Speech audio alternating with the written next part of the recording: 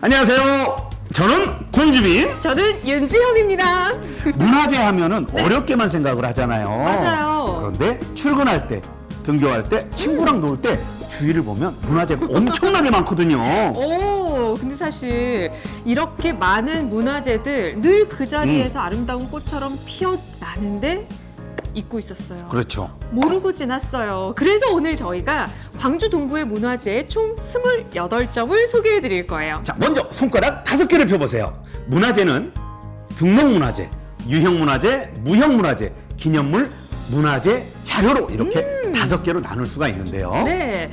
자, 그렇게 많은 문화재들 속에 어떤 이야기들이 있는지 궁금하실 그렇죠. 것 같아요. 광주 동구에 빛나는 유산, 달빛 따라 문화재 따라, 그리고 저희와 함께 신나게 출발해 보도록 하겠습니다. 첫 번째로 가는 곳이 어디죠? 어딜까요? 바로 이곳은 광주 학생 독립운동 발상지예요. 아, 전남여자고등학교. 자, 일제탄압과 착취 속에서도 이 대항한 민족운동, 네. 우리 광주 학생 독립운동을 주도하였던 학생들이 다녔던 곳이에요. 맞습니다. 그리고 이 교사 부지도 그 일부를 기념물로 지정을 했다라고 하니까 여러분께서도 기억하시면 좋을 것 같고요. 우리 광주 학생 독립운동은 1929년 우리 광주 지역의 학생들이 주도해서 야. 시작한 항일운동. 맞아요, 맞아요. 네. 책에서 봤어요, 저도. 이 운동은 전국적으로 확산이 돼서 전국에 194개 학교, 총 5만 4천여 명의 학생들이 참가를 해서 일제를 몰락에 했습니다. 맞선 거죠? 네. 불의에 대항하고 민족적 자긍심으로. 피가 끓어오르는 기분이에요. 그렇죠. 네. 작은 물방울 하나가 큰 파도가 된 운동, 바로 광주 학생 독립운동 발상지입니다.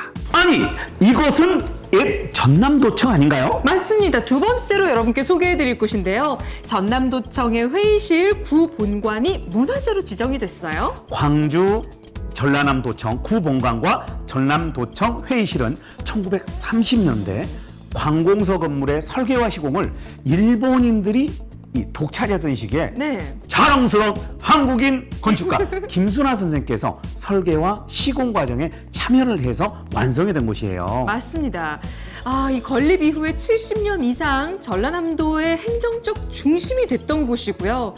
다들 아시죠? 1980년 네. 5.18 민주화 운동의 산 현장이에요. 바로 근현대 역사의 중요한 장소입니다. 그렇습니다.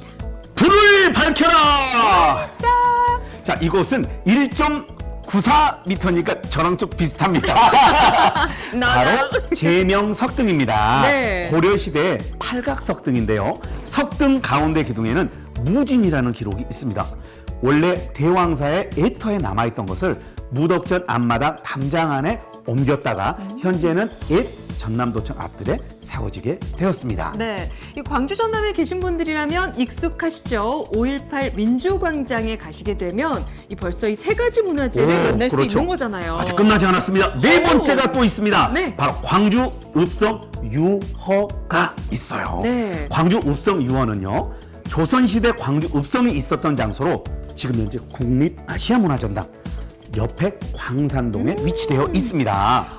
그러니까 이 5.18 민주광장 근처에 우리가 그동안 알지 못했던 문화재들이 다 숨어 있는 거잖아요. 네. 앞으로는 이렇게 보물찾기처럼 찾아보는 재미 직접 찾아가셔도 좋을 것 같은데 이제 궁금한 게 네. 광주 읍성은 왜 유허만 남아있을까? 또 가슴 아픈 역사가 있어요. 일본군의 탄압으로 남한 대토벌 작전에 의해서 철거가 되고 말았습니다. 네. 그리고 그 자리에 도로가 개설돼서 일본인 시가지가 형성되면서 훼손이 되었어요.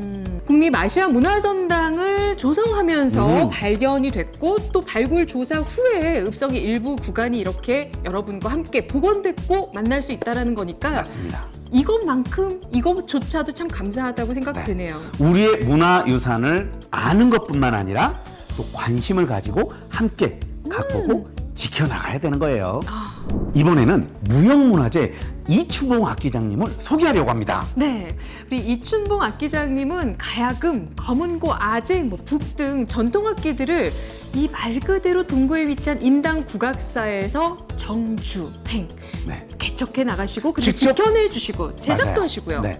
인두와 대패는 직접 고하는 것을 사용을 하고요. 가야금 제작할 때는 가야금 줄도 직접 제작을 해서 오. 옛 가야금 그대의 소리를 만드신다고 해요. 네, 직접 합사한 줄을 쓰기 때문에 이 규격들이 따로 없다고 하더라고요. 그렇죠. 네, 그런 만큼 소리도 얼마나 청하고 아름다울지 여러분 상상해 보셨으면 좋겠어요. 전통입니다. 빠바바밤 빠바바밤. 뭐죠?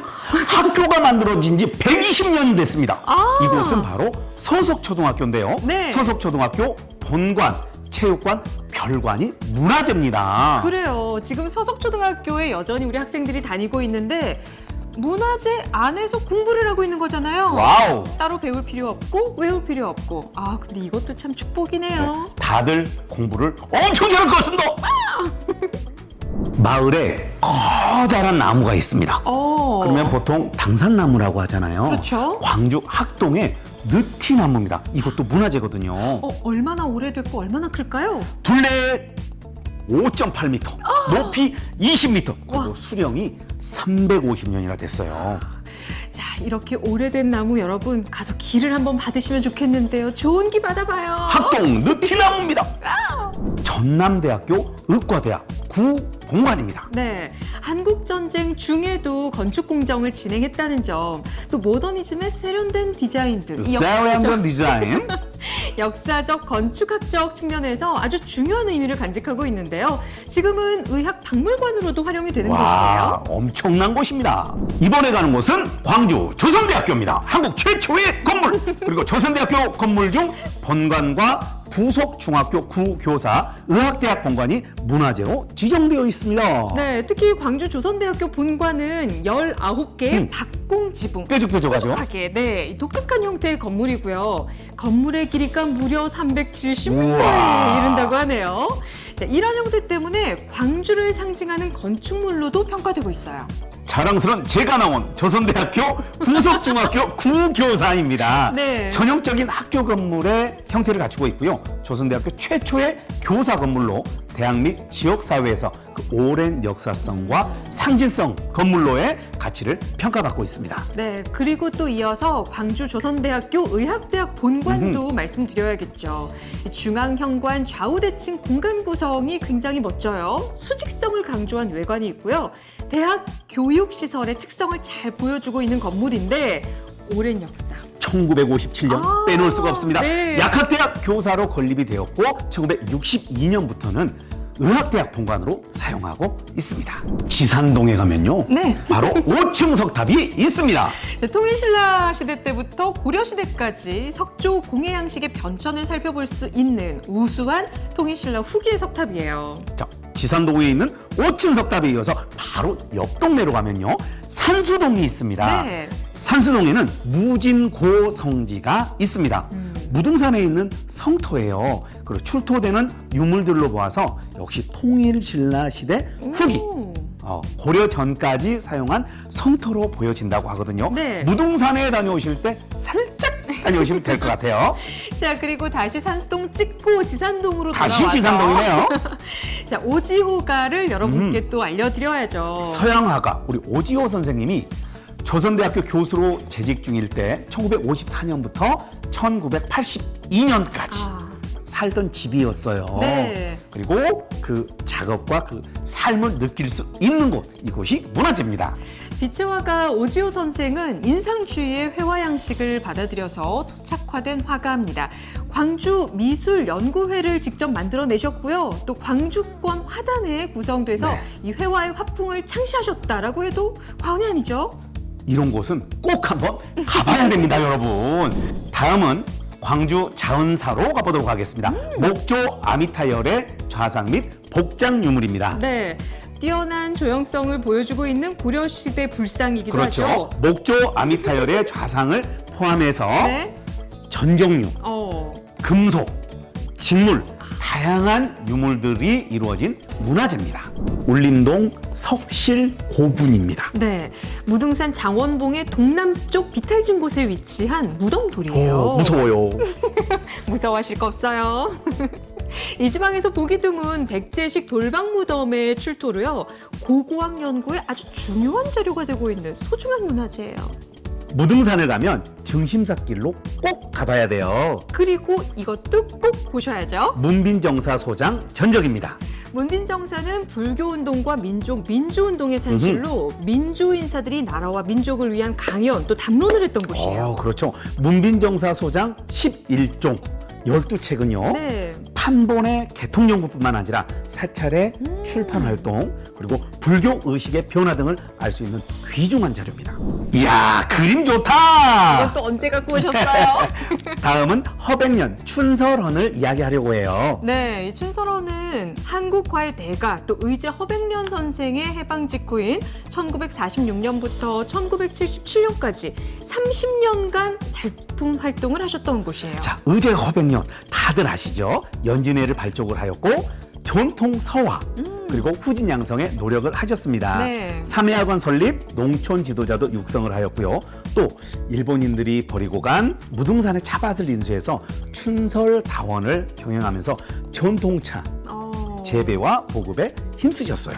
이 화가 활동뿐만이 아니라 춘설다원 경영 또 농촌 지도자 육성까지 우리의 민족과 그리고 지역 사회를 위해서 허백련 선생께서 얼마나 많은 노력을 하셨는지 깊이 느껴지네요. 춘설헌 계속 걸어가 봅니다.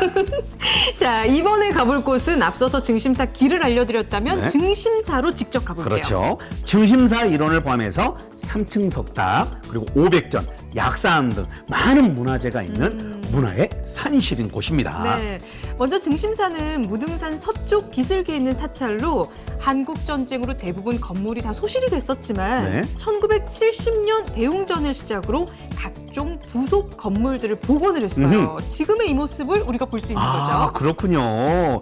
저는 가보면 너무나 좋고 맑은 기운을 좀 느끼는 것 같아요. 맞아요. 또 증심사 석조 보살 입상은 우아한 기품이 흐르는 석불 입상입니다. 네. 높은 원통형 보관을 쓰고 있다는 점이 좀 특징이고요. 세부 표현이 간략해진 고려시대 작품으로 추정됩니다. 네, 계속해서 다음으로 여러분께 소개해드릴 문화재는 광주 증심사 철조비로자나 불좌상. 이 통일된 균형미가 그렇게 아름답고요. 네. 안정된 자세, 균형 잡힌 신체 비례, 자비로운 얼굴 묘사까지 정말 완벽한 통일신라 시대의 불상이에요. 네, 저도 자비로운 얼굴인가요? 다음 소개해주세요. 증심사 3층 석탑. 2단의 계단 위에 3층의 탑신을 올린 형태고요. 통일신라 시대의 전형적인 양식 그대로 있는 고려시대 석탑입니다. 네, 다음은 증심사 3층 석탑 뒤에 자리한 증심사 500전. 이거 알아요. 대웅전 뒤편에 세워진 법당이고요. 네. 무등산에서 제일 오래된 건물이에요. 그렇다고 하더라고요. 네. 이 500나한과 10대 제자상을 모시고 있고요. 이고장 사람들의 평안과 안전을 기원하는 곳입니다. 네, 조선시대 500전이 있다.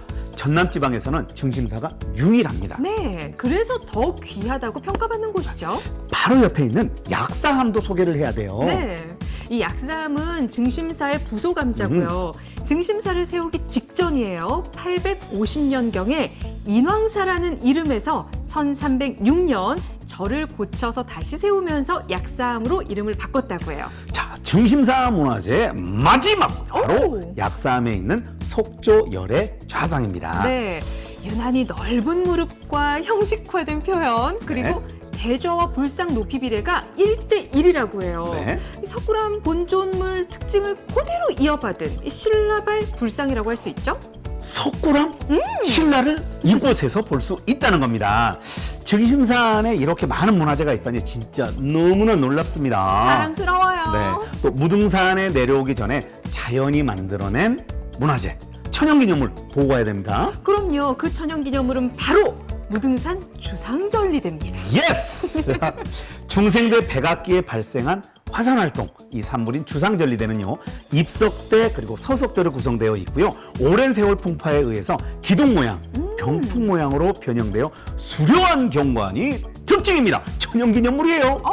예쁜 화장대 갖고 싶죠? 네, 예쁜 가구 가지고 싶죠? 갖고 싶어요. 바로 이번 문화재는요, 무형문화재 조기종 화류 소복장님이세요. 네, 오늘 여러분께 소개해드리는 광주 동급문화재의 대미를 장식할 네. 문화재라고 해도 과언이 아닌데요. 그리고 화류 소목장님 같은 경우는 나무를 만드는데 화류, 즉 모과나무만을 고집을 해서 네. 재료의 통가죽으로 이렇게 연귀짜임이라고 하거든요. 짜집기 기법으로 해서 예쁜 목가구를 제작하시는 거예요. 이 제작 과정은 원목의 사용부터 끝 마무리에 이르기까지 모든 공정을 전통 기법에 충실해서 만들고 있다고 하시네요. 저도 만나봤는데요.